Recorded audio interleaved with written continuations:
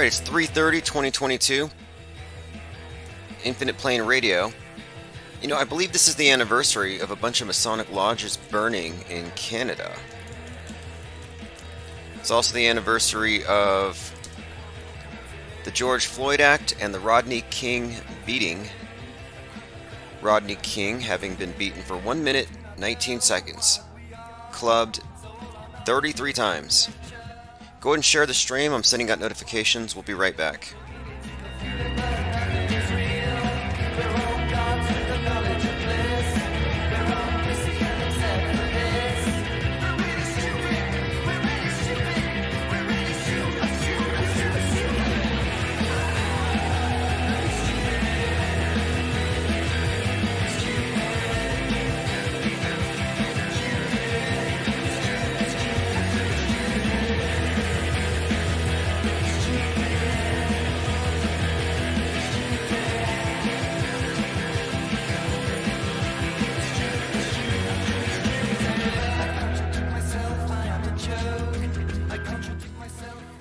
Okay, so let's see what's going on today. We've been talking about Slapgate and a deeper level of analysis than was it real, was it fake? Obviously, it was staged. Whether it was real or fake, that's kind of beside the point. Why was it staged? What was the point of the slap? And did it have a broader meaning outside of the context of a couple of individuals who know each other having, violated personal boundaries? Personal stuff. And I'm saying this is actually ritual.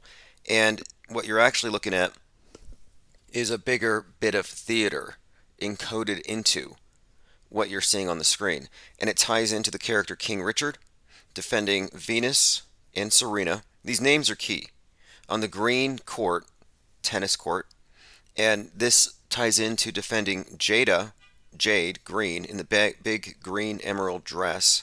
And of course, Will Smith, I believe, plays the role of the blacksmith, Venus, in one of her personifications as Bridget, which we'll go into, has an association with both protection and blacksmithing, which is very intriguing here, because we're talking about a personification of Venus.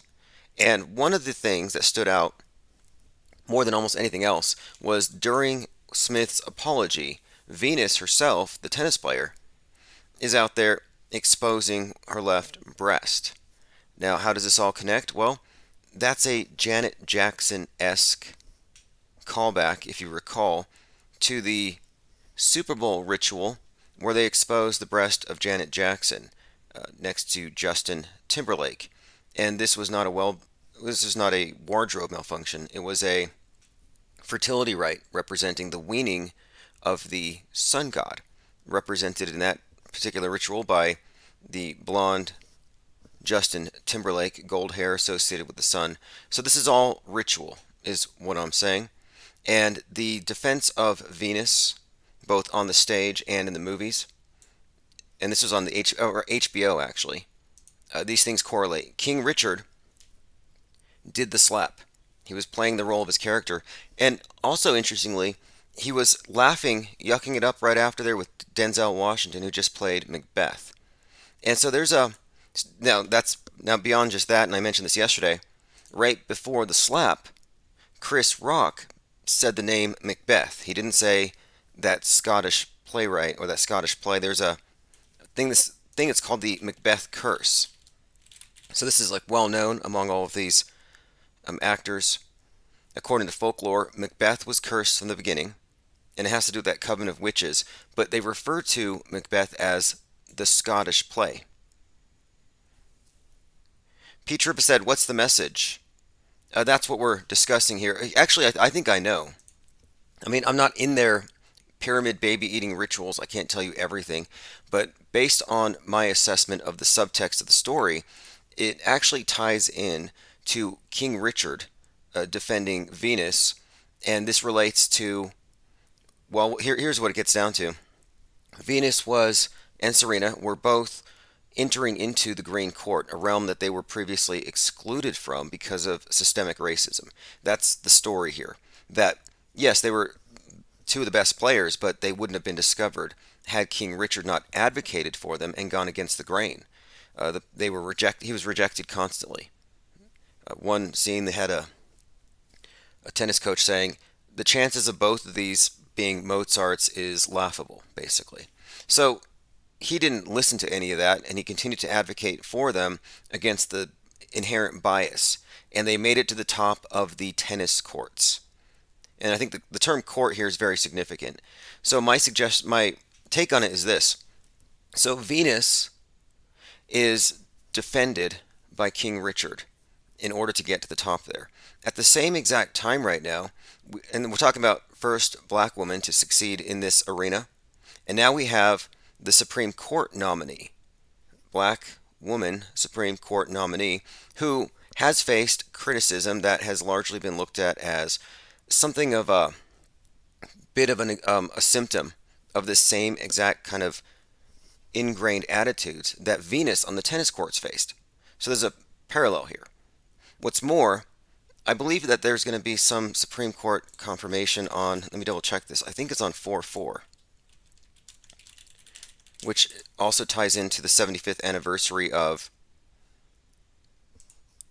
Jackie Robinson.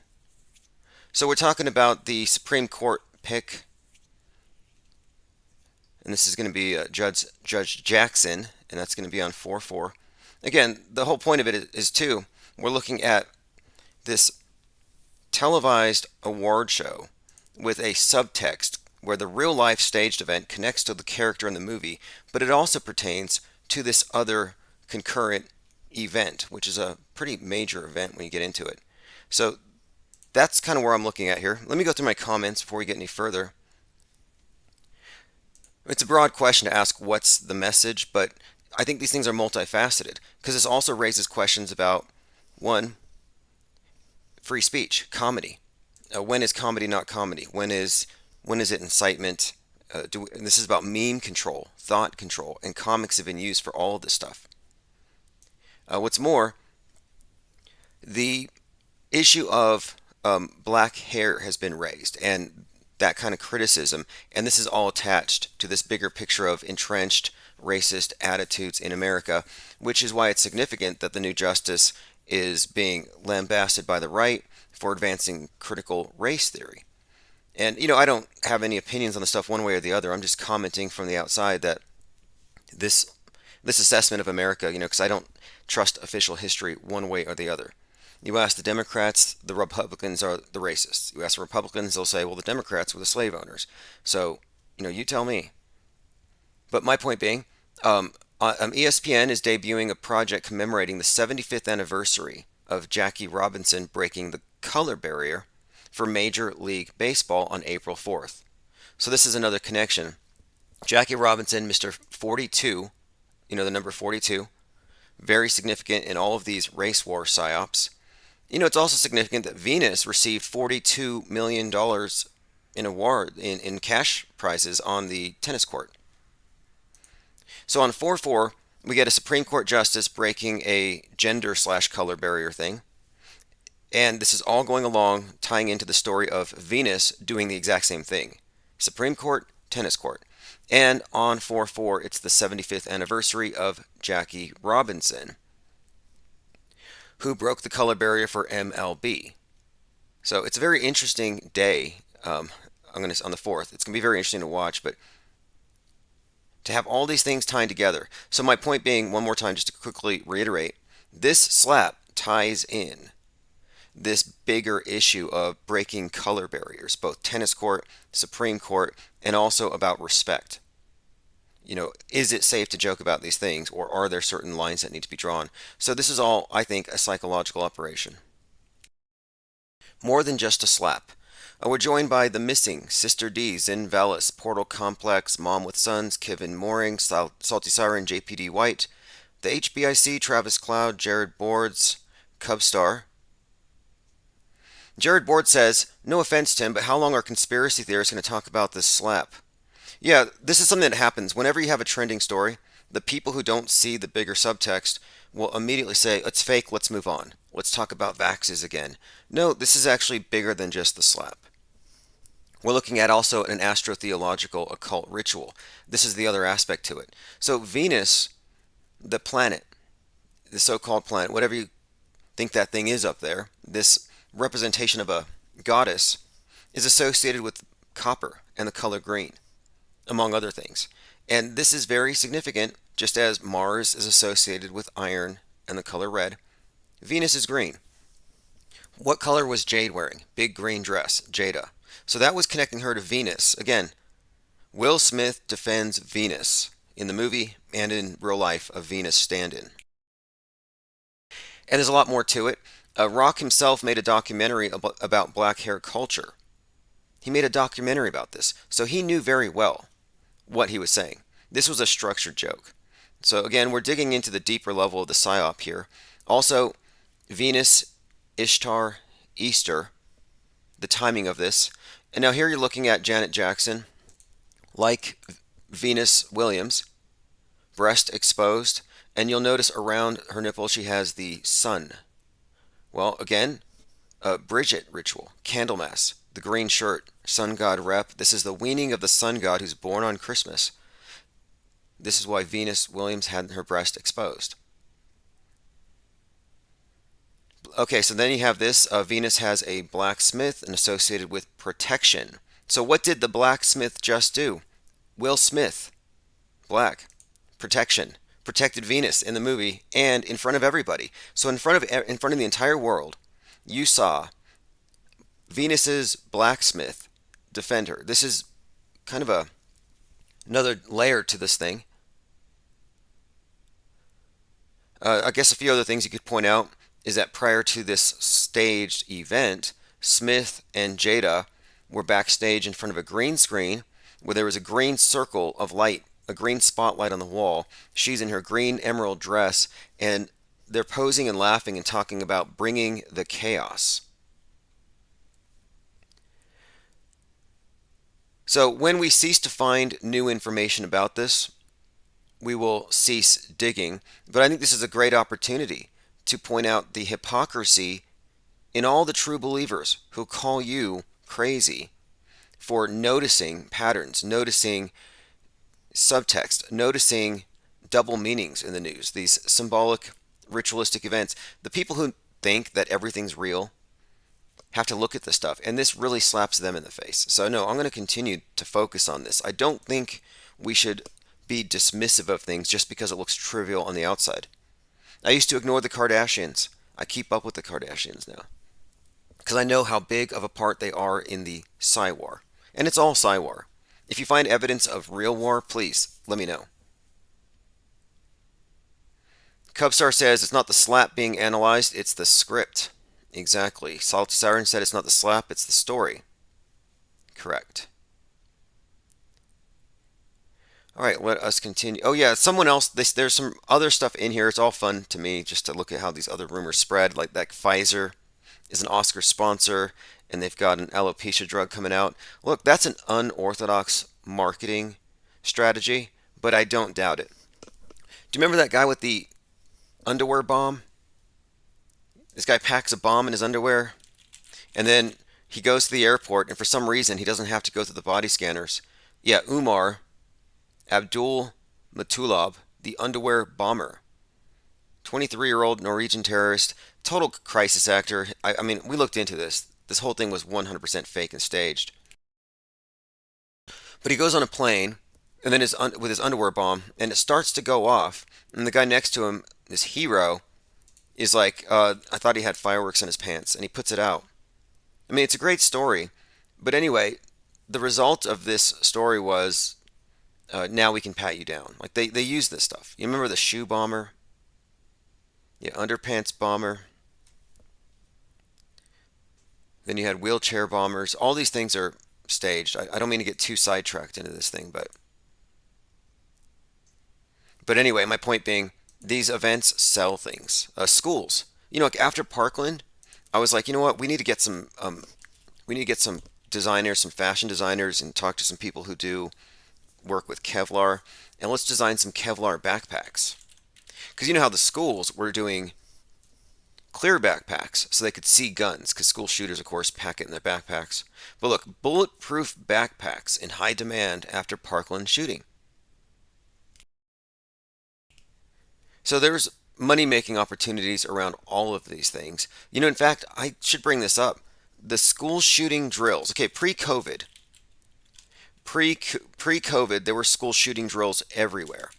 And the amount of money that the schools made, that's the thing that hadn't really been discussed very much. And I remember looking into it. It's one of these things where it's like, I learned about how the pro-life industry is a multi-billion-dollar industry. It's like, oh, that's not going away. They're the last ones who want the abortion to stop. And I think it might be the same with all of these psyops, but yeah, there's somebody making money. Follow the money. Key bono. All right, let's continue. Salty says BlackRock CEO failed announcement same day as Christ Rock slapped. Yeah, that's interesting. Again, Blacksmith, Chris Rock, the Black Rock. This is all code, and that's why it's worth looking into. Now, if you're looking at the screen, that's Total Pro Sports. Another coincidence for you coincidence theorists. Venus Williams had an unfortunate nipple slip during Will Smith's acceptance speech. Very interesting. Again, King Richard was the one who defended her, and King Richard was hanging out with Denzel Washington after the slap and laughing. And Denzel Washington most recently played Macbeth, and then the Macbeth curse ties into this. Super fascinating. This might be a predictive programming, but it might be fake. Like there's this fake one spreading around, has Chris Rock with some kind of pad on his face. Yeah, that was a hoax. Don't let the hoaxes distract you from the hoax. Don't let the fake news distract you from the fake news or prevent you from discrediting the fake news to the people who believe it. Because they'll put out fake stuff. Oh, look at this crisis actor got exposed. It's like, meanwhile, the real crisis actors don't, and they think the fake one being exposed is evidence that there aren't any crisis actors. It's just such a mind game. But this one might be fake. Independence Day 1996. Captain Stephen Hiller, played by Will Smith, punches an alien because it made fun of his wife at the Oscars. No, there actually is quite a lot with Will Smith punching and slapping people. I think he had done this a few years ago. He had slapped someone because of, I think the guy tried to kiss him. But there's another one here too. I actually have a video of Will Smith teaching a kid, or teaching an acting class, it looks like, on how to slap. So here's Will Smith demonstrating how to do a fake slap. And this was reported on by TMZ.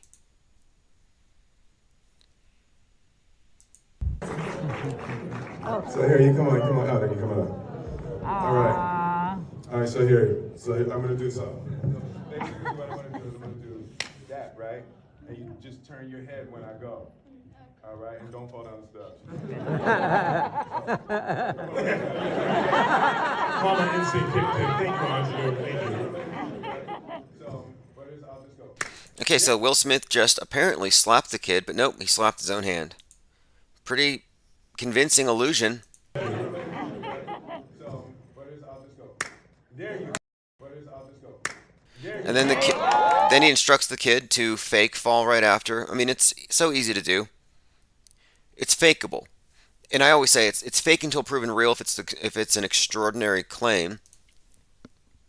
Here we go. Viral image of the altercation between Chris Rock and Will Smith has been digitally altered.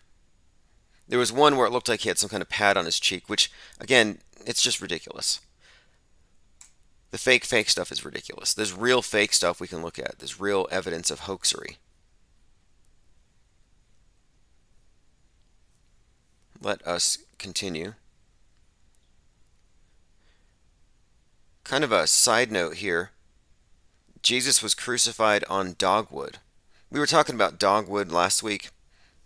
I think it tied into the story with Evan Wood and Marilyn Manson and the dogwood tree in his backyard where he put his parents' ashes.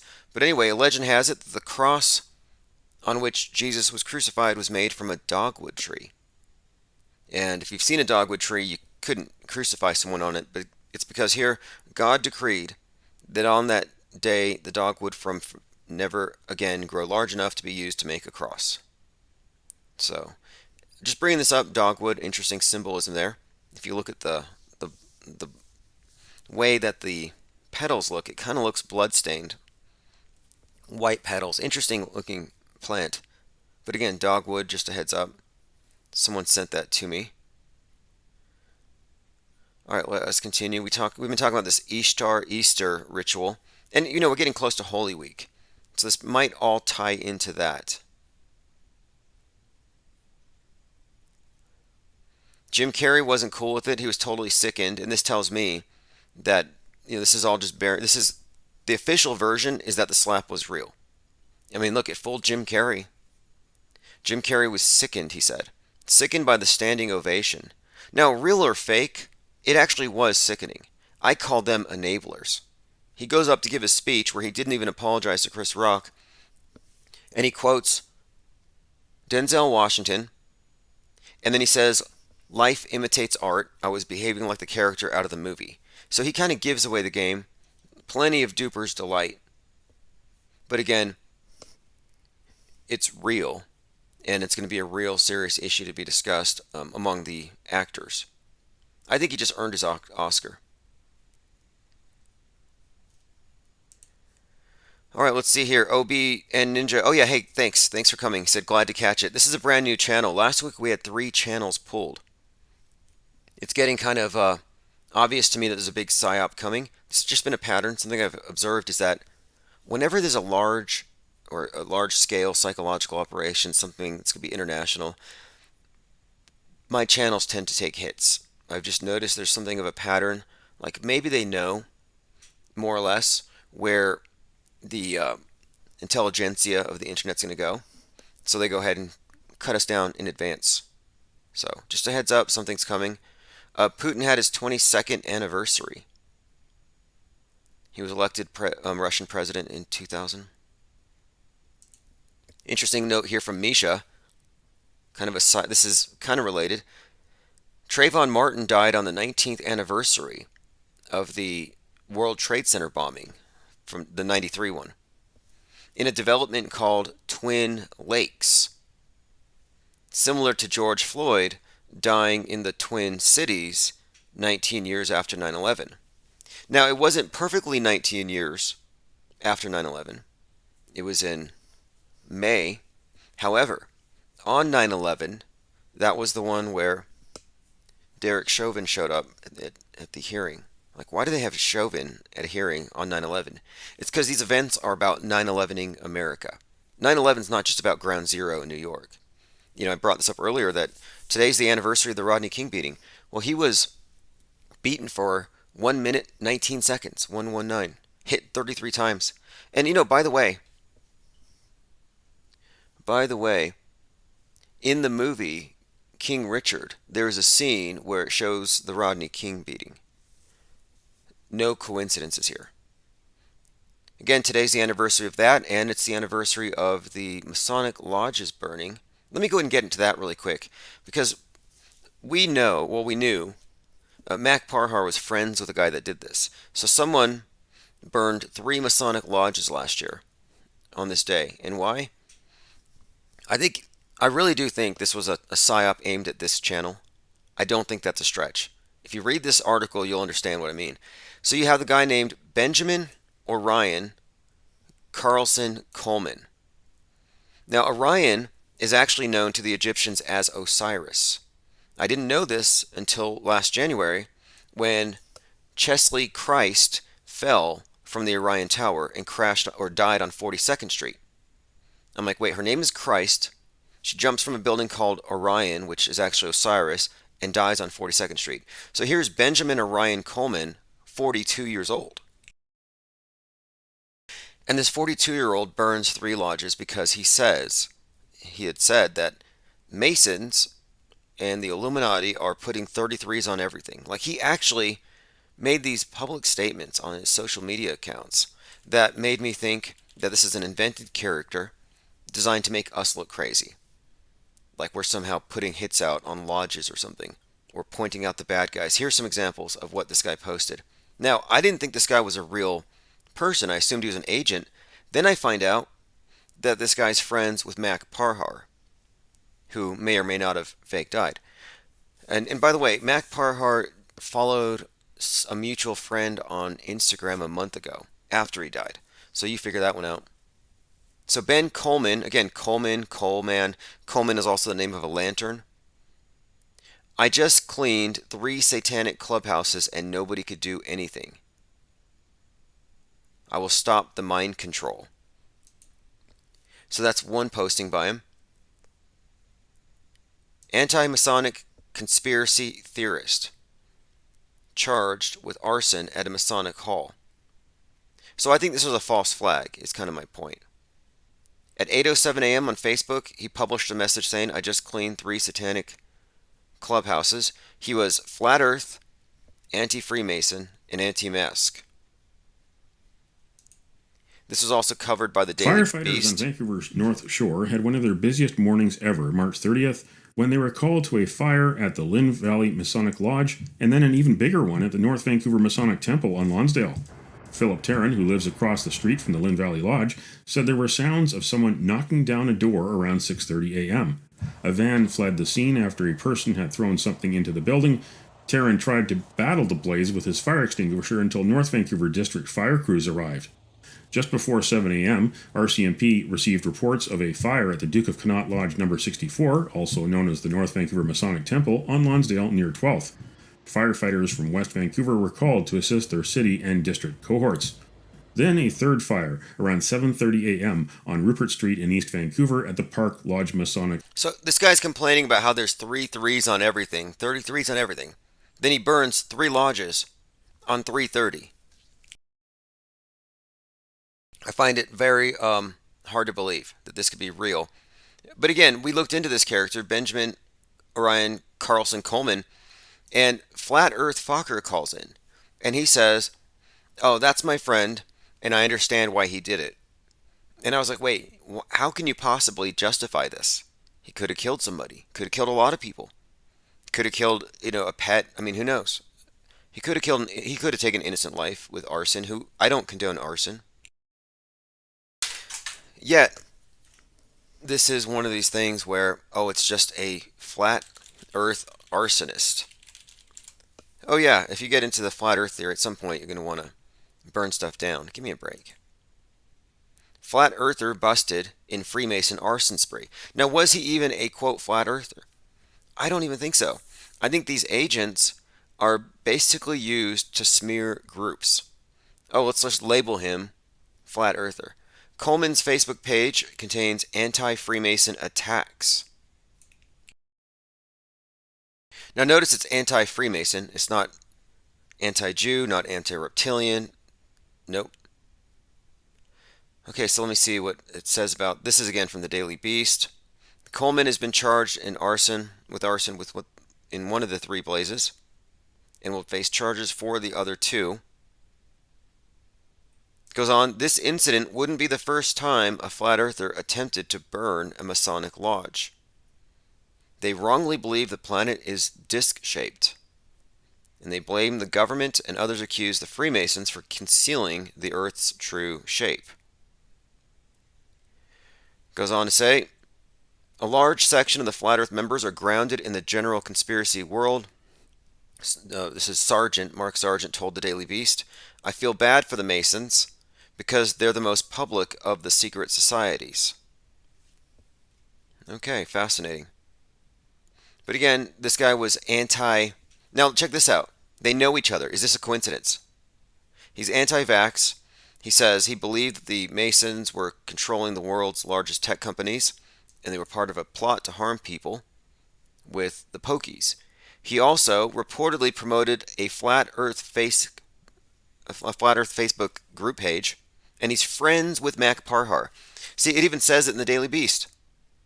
In the Daily Beast, this guy's friends with Mac Parhar.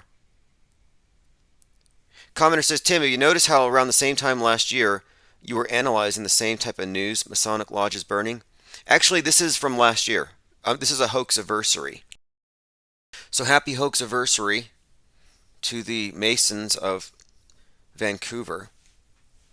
Parhar, who did not return a request for comment, he did. Well, he called me and he said, well, he is probably just fed up from being locked down, and he snapped.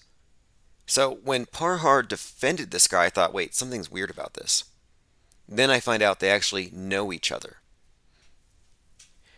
So it says here, Mac Parhar made headlines when this is again the guy who supposedly just died, when his yoga studio was shut down after he claimed that hot yoga could cure COVID. So Mac was saying that hot yoga would cure it. You just get in a room with a bunch of people and you breathe hot air, heat up the room, and it will kill it from the inside. That's not as bad as Bob Nodal. Bob Nodal from was it still Glowbusters? Are they still around? Bob Know-It-All from Glowbusters once claimed, and I actually have the transcripts for this, that you can basically use a blow dryer and heat your insides, heat your lungs. That's what he was saying. And you can cure pretty much any variant. And he lost his channel over that, or he had a strike for dangerous misinformation. And it's like I can't imagine any doctor recommending, oh yeah, just take your hair dryer and basically just suck on it. Give me a break.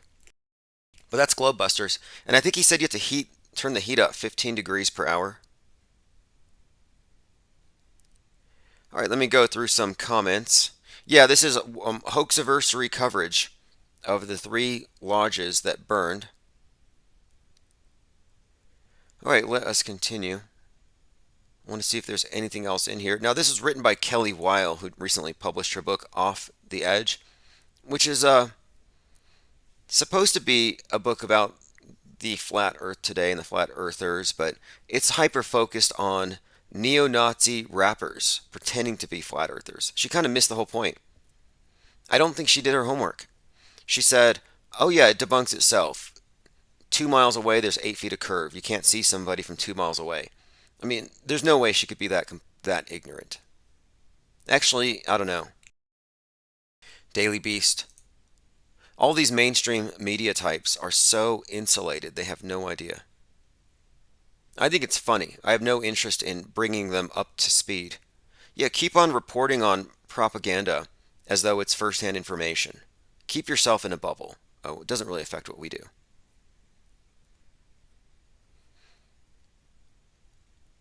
This is some interesting news that may relate to this channel. For years, QAnon influencers and decoders have been using Scavino's social media content as a cipher, believing he was using it to send messages from the former president. Now, this is something we've talked about. I followed a number of popular QAnon channels on Twitter and found that they were using Trump's social media guy to cross-reference QAnon drops to communicate as it related to the 1/6 thing. This is true. It's all in the script. I've seen it.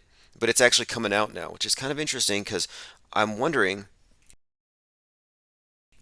when, I mean, it can't be more than a few more weeks, when George News is going to bubble to the surface.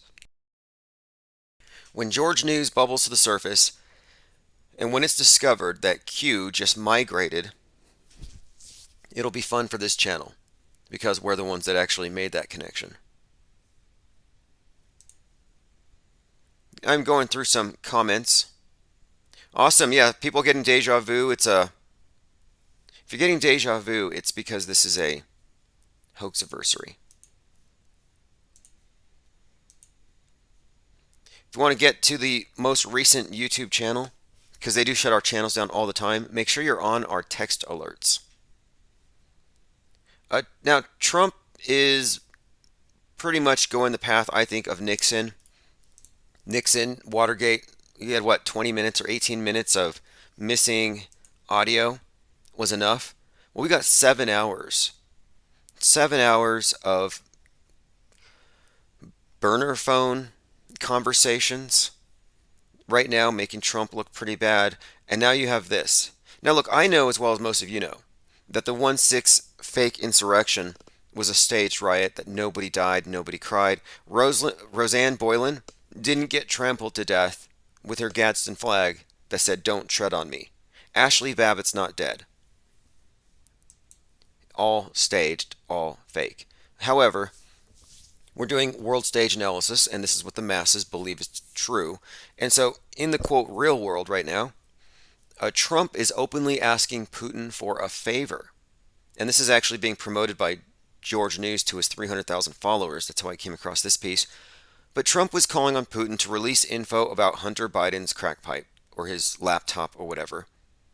So somehow it looks like he's kind of asking Putin to help him, but not help America. It almost comes off as the enemy of my enemy. Not quite sure if this is going to be looked at as treason, but take a listen. He says, this is on Just the News. She gave him 3.5 million, so now I think Putin. In the Putin. world, mask mandates are expiring for a simple reason. Hold on a second, I have Ron Paul's useless son here. Rand Paul is such a hypocrite and a phony. You know, Ron Paul, whatever you think about Ron Paul, he made more sense than anybody after the lockdown started. He made the most sense. In fact, it was on like 312. He actually put out an article called Corona Hoax or something, and he said that this is an authoritarian's dream come true. Like, he nailed it. And the next day, his son came down with COVID. Okay, let me go ahead and play this. Mayor of Moscow's wife give the Bidens, both of them, $3.5 million for them. That's a lot of money. She gave him $3.5 million. So now I would think Putin would know the answer to that. I think he should release it. I think we should know that answer. All right, so is that treason? I don't know. Everyone's calling everyone else guilty of treason. The QAnoners have pre-convicted all of the Democrats of treason, and they're just waiting for the emergency broadcast alert so they can start the executions. And yeah, whether or not you take that seriously, that is the core belief of the QAnoners, that they're going to have to kill the deep state. So there will be death if they get their way. Political violence. And look, QAnoners hate it when I bring this up. It's like, oh yeah, you actually are part of an ideology that has been handed to you so that they can convict you of terrorism. That's what I think. Look, I've been saying for months, maybe a year now perhaps, that the Quran radicals have been replaced with the QAnon radicals.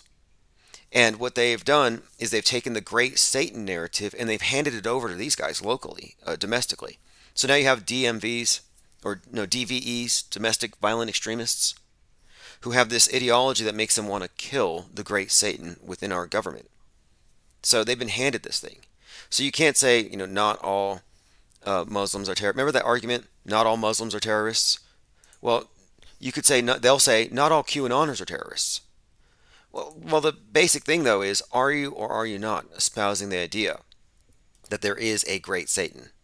And if you are, then who is the great Satan? And you point, Hollywood.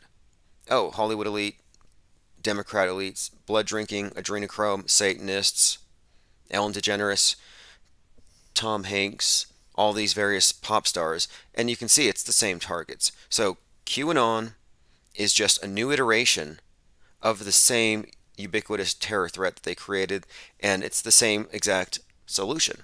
The Patriot Act. And I remember, Alex Jones was kind of prescient on this. Maybe he had the script, but he had said some time ago, and I remember first I heard it, I laughed. He said, "Oh yeah, they're gonna turn the Patriot Act onto the white Al Qaeda." I'm like, white Al Qaeda? Now Al Qaeda translates to the base, or the foundation, the base. Al Qaeda is the base, a broad-based militant Islamic organization funded by Osama bin Laden.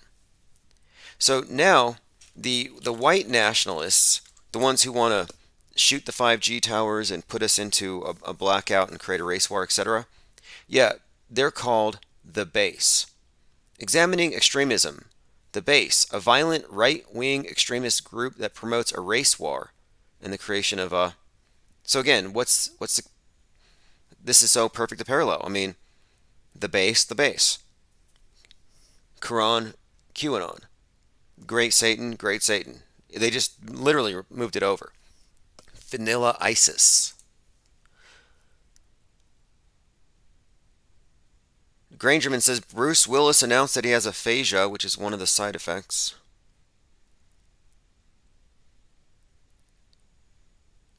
All right, let's see.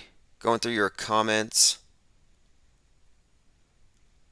Yeah, hey, look, by the way, if you want to get the archives to the show, you're going to have to join SoundCloud. SoundCloud is the only place on the internet where you will have everything in order, start to finish. Something like almost 700 recordings on here. And that's not all. I'm sure we've lost some. But anyway, you'll have to go to SoundCloud or any of the podcasts. I wouldn't bother seeking archives on YouTube. I can't log into 90% of the YouTube channels that you are listening on. So if you didn't know about this channel, we're up to 120 plus. And I'm also suing YouTube right now. And right now it's civil, but there are criminal charges I'm going to try to bring up against YouTube for identity theft. I had an identity thief falsely claimed trademarks on my channel, on my voice, and YouTube went along with it and has been going along with it since 2017. And I actually have letters. I obtained emails from the perp that were sent to YouTube's legal department. So I don't know if some individual's responsible, but they are. So yeah, and I've been looking into it. I filed my lawsuit back in December. It may take up to 6 months, depending on, to get some kind of progress. But I'm patient because I'm going to win. So there will be a point soon, and we're already preparing for this, where I'll have my own platform as far as all of my videos, all of the archives, and a chat module that will merge all of our chats. We will have it all eventually. And these are just things I can't really speed up, but what we can do is just, patiently await the process. I trust the process. I trust it because I've relied on it, and it does do its thing. It's just not as fast as I would like. My cyber squatting case is actually really good. It's solid, it's airtight, ironclad, no trial necessary. It is a legitimate damage complaint. All I need is an address and a writ of execution, and I will be claiming a significant amount of damages, and it's all statutory. And the perp here, the defendants in New York, statutory damages for the type of cyber squatting, and if you go treble damages, multiple years of renewals, it'll be a large sum. And that doesn't even get into the civil or the criminal. This is a person who's guilty of felony identity theft, felony wire fraud, felony I mean, it's so bad. The number of counts, I've counted, I actually have spreadsheets, 400 plus instances of perjury. Because every false DMCA takedown, every false copyright claim is an act of perjury. Every time he claimed my voice, every time he falsely represented himself as the trademark owner and took down one of my channels, he and YouTube are both complicit in this. They committed fraud. So, anyway, didn't mean to get into that tangent, but sometimes people are trying to find my archives and they're like, you've been doing this for a few years and I can't find you. Yeah, that's because our channel's actually being suppressed. Alex Jones refuses to appear at a deposition, claiming it would cause him significant stress. Sandy Hook families reject the settlement offer from InfoWars. Yeah, so this is Alex Jones pretending like he's being censored. No, he's not being censored. I actually think some of these bigger channels are there to censor the small channels by putting out the memes that are there to get you targeted. Like, I think if you wear Q on your shirt, you're basically making yourself into a useful idiot / target for one of their psyops, for their smear campaigns designed to capture or catch anybody who sees too clearly, which is what we're actually looking at here. So if you know that Sandy Hook is what it is, you're a thought criminal. Alex Jones here is taking a fall. He's not fighting it. He's not calling them out the way that Jim Fetzer did. Jim Fetzer's in court saying, I'm not going to, this is a crisis actor. This is an actor standing in for the actual plaintiff. There's a a number of good things about Jim Fetzer's battle at Sandy Hook that are worth looking at here now that I think about it. I mean, it's ancient history, but not really. I mean, there are things happening every day. It's the methodology, though. This is the thing they want to hide. They want you to think, oh, you've got the news broadcasting things, telling you the truth when they can, but sometimes fake news gets through. Or 1 out of 10 stories is fake. No, the methodology is that they're not primarily reporting reality, they are primarily producing worldviews. And so in this case, Jones is taking a fall. Now, I mentioned before he raised money for his defense, yet, and he failed to mention this live, he has made $165 million in Gwyneth Paltrow's sex scoop, rebranded as Super Male Vitality. $165 million in the last 3 years. So he can afford it. But anyway, he offered to pay 13 plaintiffs $120,000 each for saying the massacre never happened. 120,000, and they rejected it. They rejected it. Not enough money for the Sandy Hookers.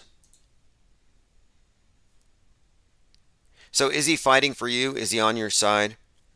Is he a martyr for truthers? No, not at all. He's actually murdering the truth because the truth is the thing is eminently debunkable, and it's a huge glitch in the matrix. I didn't question the news until I saw a certain Sandy Hooker smile. And at the time, I was doing work in the death care profession, and I was used to being around bereavement, families in states of shock, people crying, etc. And so when I watched that scene, I thought, wait, I spent all my time, at that time I was working at the Office of the Medical Investigator as a decedent transporter, and I was doing funeral home work here and there, transports, and sometimes at the funerals dropping off flowers. So I was just, and that's one of the reasons I quit. I got tired of being around people who were in states of shock, people who are in bereavement. It gets to be a little much to have to always have that side of life in your face. So I left that behind. But when I saw the Sandy Hook thing, I thought, wait, I've never seen this before. I've never seen this level of disconnection from any kind of real personal attachment to the thing. It rang phony, and it does to this day. I think that's when people really called out the fact that the crisis actors were bad. It wasn't just the fact that we're laughing at crisis actors and pointing out the hoaxer, it's the fact that they're actually terrible. And so we're really just critics here. We're not engaging in hate speech or slander, we are critics.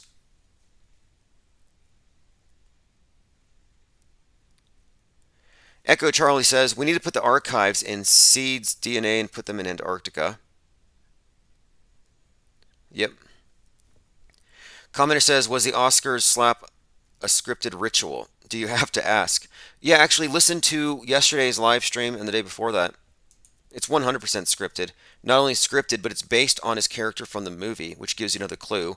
After the event, he gives a little shout out to the role. He says, oh, I was acting like the crazy character King Richard. Life follows art. Ha ha ha. I mean, sad face. No, the whole thing was fake. Rick himself, Rock himself, Chris Rock knew about the sensitive issue of criticizing Jada the way he did. He himself made a documentary about black hair culture. So that's a documented fact. Again, the fact that she was front row right there. And of course, again, we talked about the symbolism here. King Richard defending Venus. Venus being associated with the color green, among other things. But Jada, jade, green, emerald dress, being defended by Will Smith the way he defended Venus. It rhymes for a reason. And this all does correlate to a first black woman ascending to that position on the green courts of the tennis courts, and the same thing happening in the Supreme Court with Justin Jackson. Again, Venus has an association with blacksmithing and protection. Blacksmith, protection. All code, all symbolic ritual language. Rock and Will Smith are BFFs. They're going to probably give you stories to justify believing that it was an organic, real slap. But they always do. It's all story. I think there are too many tells and too many giveaways. Also, this ritual does in fact tie into this. We talked about this earlier today. Janet Jackson exposing her breast at the Super Bowl on Candlemas. It's a ritual to Bridget, to Venus, to the goddess, and it represents the weaning of the sun god. That's why she had the solar symbol on her piercing next to the golden-haired sun god representative Justin Timberlake at the time of the year where, again, the sun god is born on Christmas. So by that time the weaning is happening. So the weaning is the exposed breast is all about the sun god and the goddess. And here she is, Venus Williams, doing exactly what Janet Jackson did. And she did this during Will's speech. It's all just coded and symbolic communication.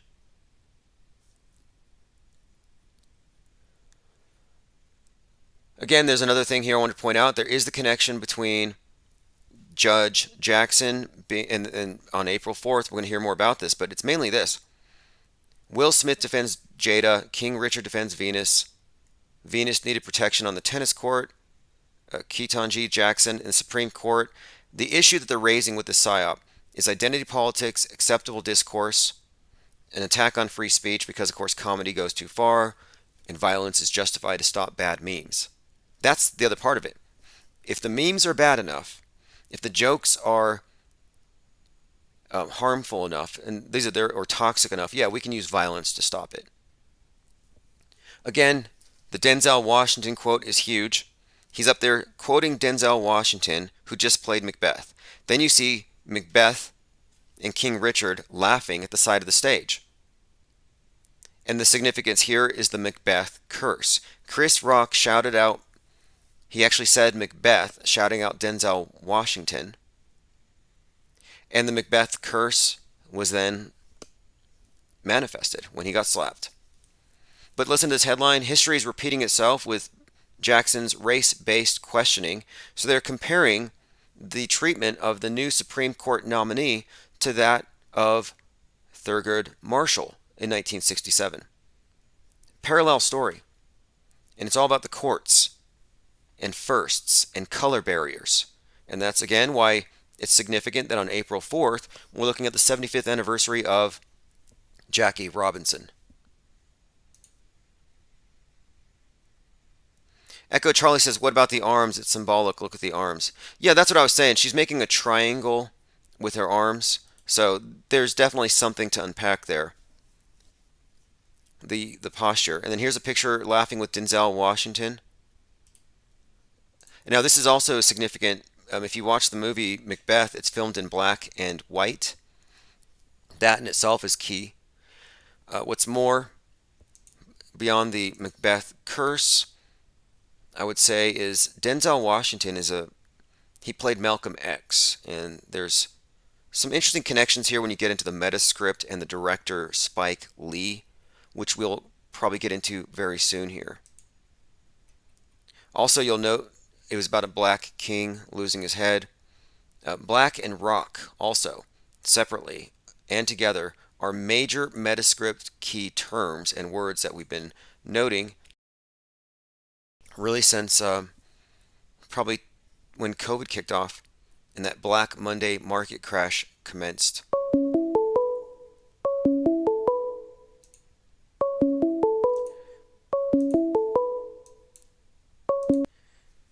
Infinite Plane Radio. Hello, may I have extension 100?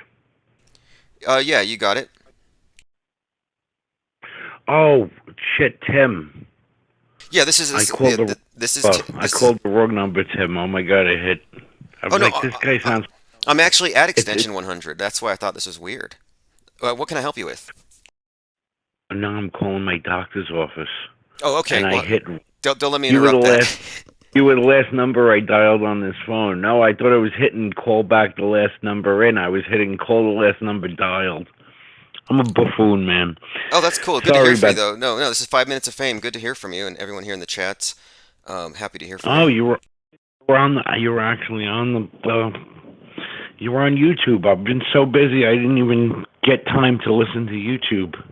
Yeah, Oh I God. managed to squeeze some time in today. I sent out a text notification, but yeah, we'll be in touch. I hope everything's well with you. This has been a very Yeah, man. I wish I even knew what your show was rambling, and man. All right. Well, I'm gonna catch up after I get done here.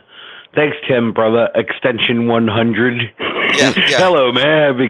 Hi, may I have extension 33, I'm please? next door to Suite 101. All right, have a good day. All right, be good. All right, let's see. Let's continue. Echo says, "Okay, triangles, Tim." Well, yeah, exactly. You know that you look at the symbolic language and hand signs, and it's usually pretty obvious. The triangle thing, her triangle, where it mirrors this. So here you're looking at Will Smith on the stage in front of these three triangles, and he talks about the privilege to quote protect, and that's in quotes, to protect, and of having the privilege to protect the actresses. So he gives a speech about being a protector for Venus. And again, this is consistent symbolically with what Venus represents. And then, of course, Venus down there with her Janet Jackson-esque wardrobe malfunction, which I do not believe is a wardrobe malfunction. Coincidences and accidents, yeah, I don't really believe these things. Look, art imitates life. I look like the crazy father, Richard Williams. When I heard him say that during the acceptance speech, I knew then it was fake. And I watched the movie right after. And I wouldn't have otherwise. So that also suggests that we're looking at a pretty good PR stunt. You know, they got me to buy a ticket. All right, I'm going through some comments. Yeah, how did Denzel Washington know that the devil would come for Smith at the highest point?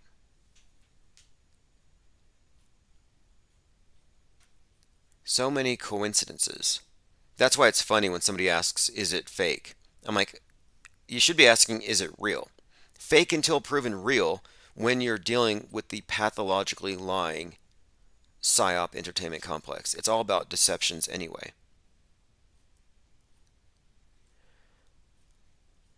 Okay, let us continue. I'm just going through my notes to make sure we haven't missed anything. Again, this is also significant here. Activists apply critical race theory to Utah's beauty industry.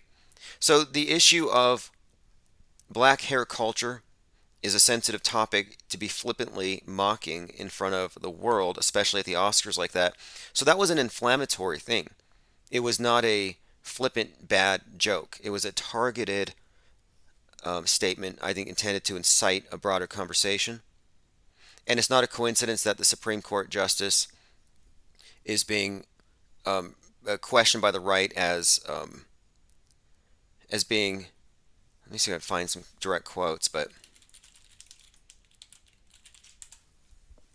like I said, they've related this to 1967.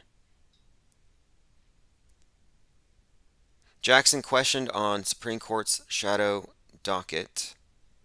I want to find some of the stuff in the hearing because it was pretty much clear to me that there's a contradiction they're putting up here. We've got Justice Clarence Thomas's wife being a major QAnoner. Here we go. Jackson hearings fall prey to fringe QAnon theories. Dick Durbin accuses GOP of appealing to QAnon crowd with Jackson attacks.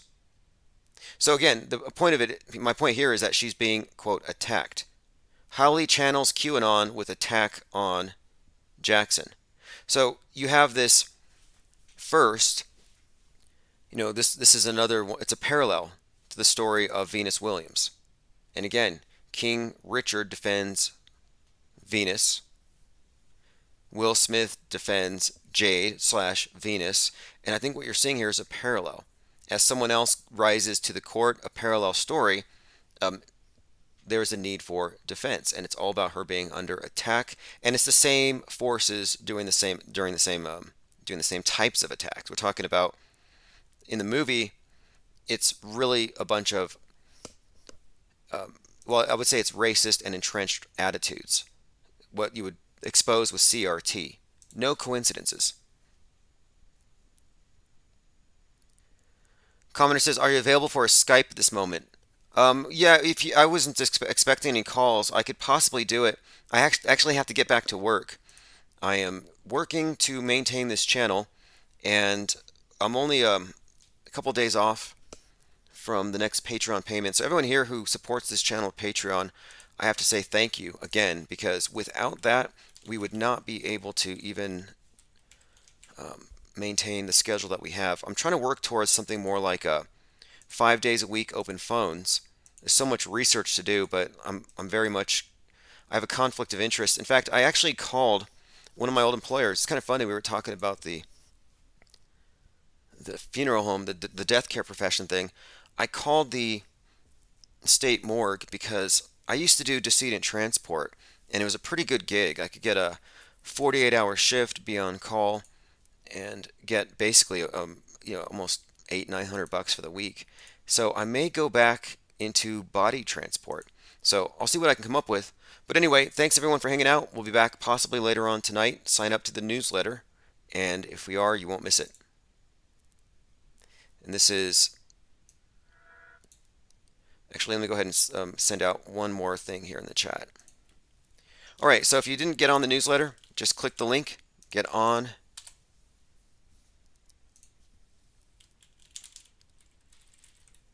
All right, this has been great. This is Auto Hoax or GTFO by Chief Crow and the Flat Earth Worms. And again, yeah, we'll be back to a regular schedule and hopefully taking calls soon.